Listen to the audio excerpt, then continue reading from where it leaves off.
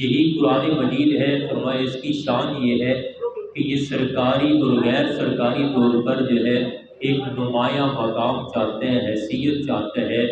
یہ قرآن مجید اپنا ایک مقام چاہتے ہیں، حیثیت چاہتے ہیں، جس کا مقام اور حیثیت ہے سرکاری اور غیر سرکاری طور پر یہ وہی حیثیت چاہتے ہیں کہ قرآن مجید ہی ایسی کتاب ہے جو کتاب ہے، باقی کوئی بھی کتاب نہیں ہے۔ کتابیں تو ہمارے نزدیک ہیں، اللہ کے نزدیک جو کتاب ہے، اللہ نے جس کو کتاب کہا ذالک الکتاب، یہی کتاب ہے، وہ قرآن مجید ہے۔ قرآن مجید کے علاوہ کوئی بھی کتاب نہیں، فقہ کی کتابیں، حدیث کی کتابیں وہ اس کی تشریحات ہیں، اصل کتاب وہ قرآن مجید ہے۔ باقی دنیاوی علوم کی جتنی بھی کتابیں ہیں وہ ہماری نظر کے اندر تو کتابیں ہیں، اللہ رب العزت کی نظر کے اندر وہ کوئی بھی کتاب نہیں ہے۔ کتاب جس کو اللہ نے کتاب کہا ہے وہ صرف اور صرف قرآن مجید ہے۔ قرآن مجید کے علاوہ اللہ نے کسی کو کوئی کتاب نہیں کہا، تو یہی کتاب ہے۔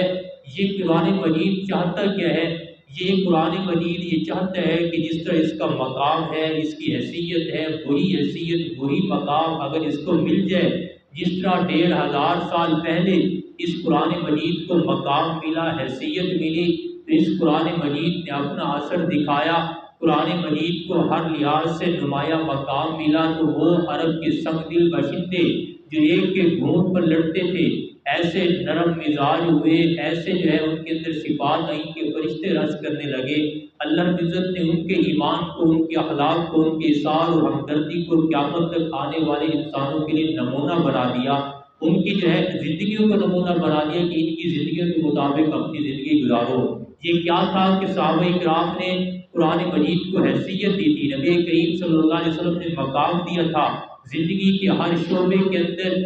ہر پہلو کے اندر نبی کریم صلی اللہ علیہ وسلم نے قرآن مجید کو مقام دیا۔ قرآن مجید کو گلی محلوں کے اندر مقام دیا کہ قرآن مجید کے جو حافظ تھے، جو عالم تھے، ان کو امام بنایا، تو قرآن مجید نے وہاں پر اثر دکھایا۔ جہاد کے اندر اگر کسی کو لشکر کا امیر بنانا ہوتا تو اس کو بناتے جو قرآن مجید کا حافظ اور عالم ہوتا۔ غزوہ تبوک کے موقع پر جب 70 صحابہ کو ایک ہی قبر کے اندر دفن کرنے لگے، نبی کریم صلی اللہ علیہ وسلم نے فرمایا کہ پہلے اس کو دفن کیا جائے، قبلہ کی طرف منہ اس کا کیا جائے جو حافظ قرآن ہے، جو قرآن مجید کا عالم ہے۔ تو ہر شعبے کے اندر، ہر جگہ پر قرآن مجید کو ایک نمایاں مقام عطا کیا، تو قرآن مجید نے اپنا اثر دکھایا۔ صحابہ کرام کی زندگیوں کا ایسا بدلا، صحابہ کرام کی زندگیوں کے اندر ایسی سپرٹ بڑی ہدایت کی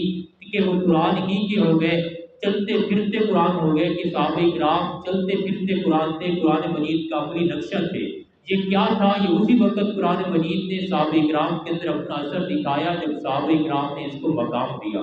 آج بھی اگر ہم دیکھ لیں، جہاں پر اس قرآن مجید کو ذرا سا بھی ایک مقام حاصل ہے، ایک نمایاں حیثیت حاصل ہے، مدارس اسلامیہ کے اندر اگر آج ہم دیکھ لیں، مدارس کے اندر جہاں پر قرآن مجید کو ایک مقام حاصل ہے، ایک نمایاں حیثیت حاصل ہے کہ اس چار دیواری کے اندر کوئی بھی کام شریعت کے خلاف، قرآن مجید کی تعلیمات کے خلاف نہیں کیا جاتا، وہاں پر قرآن مجید کی تعلیمات کی پابندی کی جاتی ہے، قرآن مجید کی تعلیمات کی روشنی کے اندر اپنے نظام کو چلایا جاتا ہے، تو وہاں پر آپ دیکھ لیں کہ وہاں پر لوگوں کی زندگیاں، وہاں پر رہنے والوں کی زندگیاں پرسکون بھی ہیں، اور وہاں پر رہنے والوں کی زندگیاں ایسی ہیں کہ جو قرآن مجید چاہتے ہیں کہ آج بھی اگر پورے ملک پاکستان کے اگر آج دیکھ لیں، مدارس کے اندر جس مدرسے کے اندر کہ ہم دیکھ لیں، تو اگر کوئی داڑھی مڈا، کوئی زناکار، کوئی شراب خور، کوئی چور نہیں ملے گا مدارس کے اندر پڑھنے پڑھانے والا۔ تو یہ کیا ہے کہ مدارس کے اندر مدارس دینیہ نے قرآن مجید کو مقام عطا کیا ہے، نمایاں حیثیت عطا کی ہے، تو قرآن مجید نے اپنا اثر دکھایا ہے۔ وہاں پر قرآن مجید کا اثر، قرآن مجید کی تعلیمات کا اثر نظر آتا ہے۔